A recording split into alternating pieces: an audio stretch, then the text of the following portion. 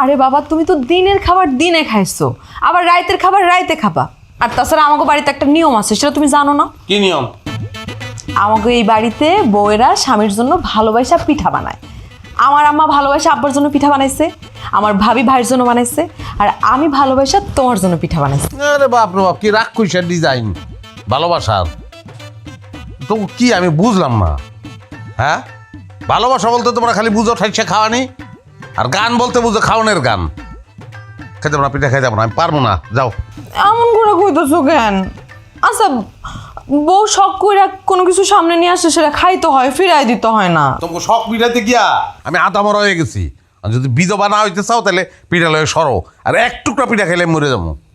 কি কইতেছো? এক টুকরা পিঠা খাইলে বলে মরে যাবো? এরকম আজগুবি কথা কই পাইছো তুমি? বেশি না, 5টা পিঠা খাও, তাতেই আমি খুশি। না ভাইরে, এত ভালোবাসা যদি প্রকাশ করতে হয় তাহলে আমার ফুলাই না দাও, আমার মানি ব্যাগ দাও, আমার ঘড়ি দাও, অন্য কোনো উপহার দাও। খাওন আল্লাহ রস্তে মাপ চাই, খাওন সামনে দিয়ে না, বমি হইতেছে। আচ্ছা ঠিক আছে, তুমি খায়ও না, তাহলে চলো বাইরে চলো। বয়াতি বাইরে বসে গান গাইতেছে, তোমার জন্য গান গাইতেছে বয়াতি। আমার গান দূর থেকে শুনতে খুব ভালো লাগে, কাছ থেকে শুনতে ইচ্ছা করে না। পিঠা লইয়া যাও, আর পিঠা ওই বয়াতি দিয়ে দাও। ওই জায়গায় কইতাছে মনটা আমার পিঠা খাইতে চায়, পরে খাওয়াও দাও।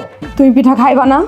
বেশি জোরাজুরি যদি করো এই রাইতে রাইতে চলে যাবো, কিন্তু বাড়িতে চলে যাবো। এইরকম বেরসিক পুরুষ মানুষ আমি আর জীবনেও দেখি নাই। মানে আমার কোনো কষ্টের মূল্য নাই তোমার কাছে, কোনো 5টা না 3টা পিঠা খাও এখান থেকে। তার লাত্তিতে দিব না হো না।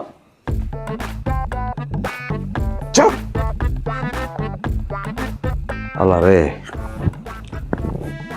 জলদি পেটটা খালি করে দাও আল্লাহ, পাতাছি।